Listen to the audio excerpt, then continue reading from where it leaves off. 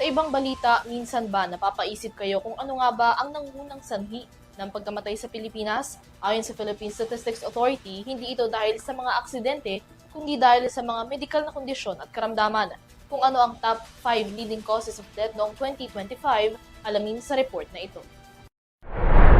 Umabot na sa 566,709 ang naitalang registered deaths ng Philippine Statistics Authority mula Enero hanggang Nobyembre 2025 batay sa datos na naproseso hanggang katapusan ng Marso ng kasalukuyang taon. Sa talang ito, Region 4A Calabarzon ang may pinakamataas na bilang ng registered deaths noong 2025 na may 88,090.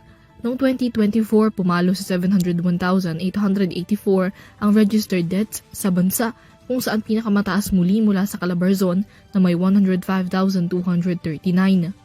Sa hiwalay na report, iniulat naman ng PSA ang mga pangunahing sanhi ng pagkamatay sa Pilipinas noong 2025. Batay sa datos, ischemic heart diseases ang nangunang sanhi ng mga pagkamatay noong nakaraang taon, 19.7% o 111,896 mula sa registered deaths sa nasabing panahon. Noong 2024, ito rin ang naitalang leading cause of death na may 122,170 incidents. Ang ischemic heart diseases ay isang medikal na kondisyon kung saan ang puso hindi nakakakuha ng oxygen dahil sa reduced blood flow at posibleng resulta ng coronary artery disease. Ang heart damage na ito bunsod ng narrowed heart arteries, maaring magresulta sa heart attack. Karaniwang sintomas nito ang angina pectoris o pananakit ng dibdib, pananakit ng itaas na bahagi ng katawan, kakapusan ng paghinga, sobrang pamamawis, indigestion o heartburn, pagkahilo at pagsusuka o kaya naman ay mabilis at irregular na tibok ng puso.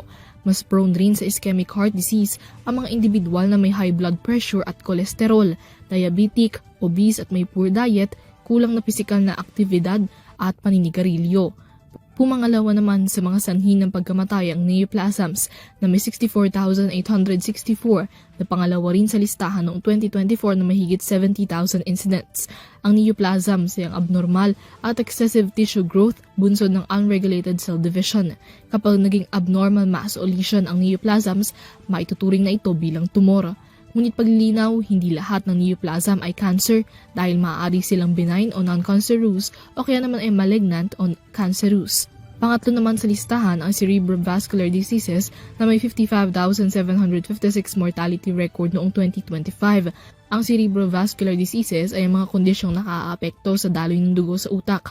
Ilang halimbawa nito ang stroke, brain aneurysm, brain bleed at carotid artery disease. Pneumonia naman ang nasa ika-4 sa listahan na may 38,607 incidents, habang pang-5 naman ang diabetes mellitus na may 34,611 record. Karamihan ng mga ito medical conditions na maaaring maagapan o maiwasan sa pamamagitan ng early treatment, maging ng pag-maintain ng healthy lifestyle. Para sa EuroTV News, Mila Yagin sumasaludo sa bawat Pilipino.